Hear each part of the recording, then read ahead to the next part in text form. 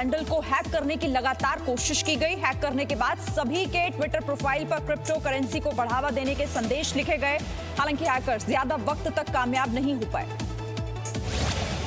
Bitcoin में पैसे दोगुने करने के संदेश कुछ मिनट बाद ही डिलीट किए गए। ट्विटर ने हैक की इस घटना को बेहद दुखद बताया। ट्विटर के सीईओ ने कहा, जल्द ही पूरी घटना की जानकारी दी जाएगी। आखिर ऐसा कैसे हुआ? राजीव गांधी फाउंडेशन और राजीव गांधी ट्रस्ट को लेकर गृह मंत्रालय की कमेटी ने यूपी और हरियाणा के मुख्य सचिवों को चिट्ठी लिखी। कमेटी ने इन दोनों राज्यों से कहा है कि वो इन दोनों संगठनों से जुड़े जमीन का ब्यौरा दें। सूत्रों के मुताबिक कमेटी कुछ और राज्यों से जानकारी जुटा रही है। कमेटी ये भी जांच कर रही है कि जवाहर भवन की जमीन को किस आधार पर राजीव गांधी फाउंडेशन को ट्रांसफर किया गया। दिल्ली के रायसीना रोड पर बने जवाहर भवन को राजीव गांधी फाउंडेशन में बदला जा चुका है। सूत्रों के मुताबिक जवाहर भवन की जमीन को मुफ्त में राजीव गांधी फाउंडेशन को दिया गया। प्रधानमंत्री नरेंद्र मोदी कल यानी 17 जुलाई को संयुक्त राष्ट्र को संबोधित करेंगे। प्रधानमंत्री मोदी का संयुक्त राष्ट्र की 75वीं सालगिरह पर यह संबोधन होगा। सुरक्षा परिषद में भारत की जीत के बाद पीएम मोदी का यह पहला भाषण होगा। 18 जुलाई को राम जन्मभूमि तीर्थ क्षेत्र ट्रस्ट की बैठक होने जा रही है। ट्रस्ट ने प्रधानमंत्री नरेंद्र मोदी से भूमि पूजन के लिए समय मांगा है।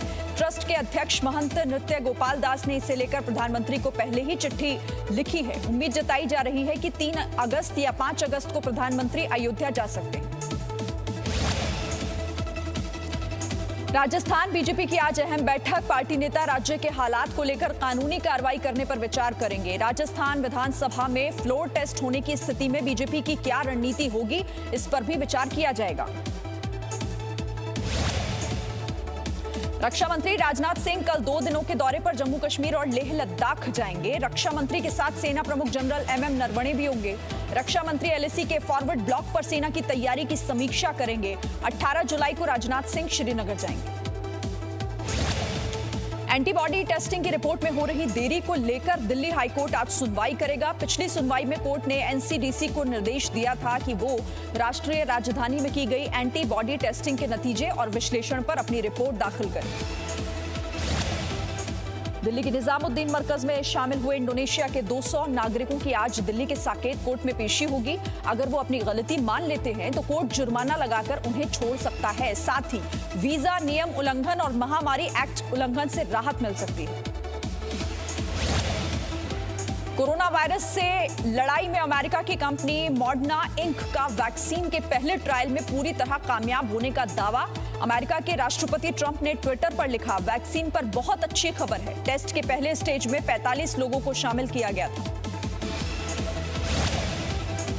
चीन की कंपनी यूसी ब्राउजर के कर्मचारियों को औपचारिक तौर पर बोल दिया गया है कि कंपनी भारत में अपना काम बंद कर रही है। यूसी ब्राउजर का गुरुग्राम ऑफिस बंद किया जाएगा। अपने कर्मचारियों को कंपनी हर्जाना भी देगी।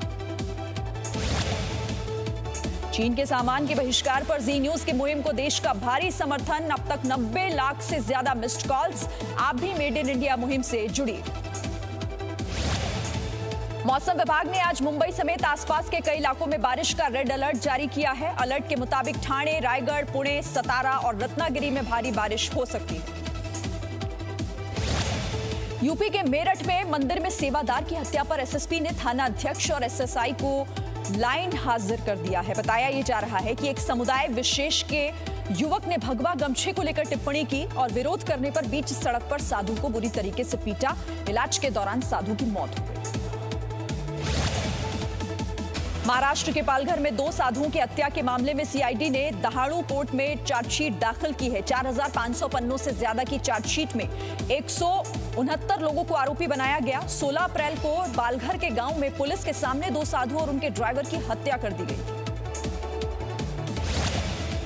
बीती रात दिल्ली के शाहबाद दौलतपुर इलाके की झुग्गियों में आग लग गई। फायर ब्रिगेड की 10 से ज्यादा गाड़ियां मौके पर पहुंची और आग पर काबू पाया गया। आग की वजह से करीब 80 झुग्गियां जल गई।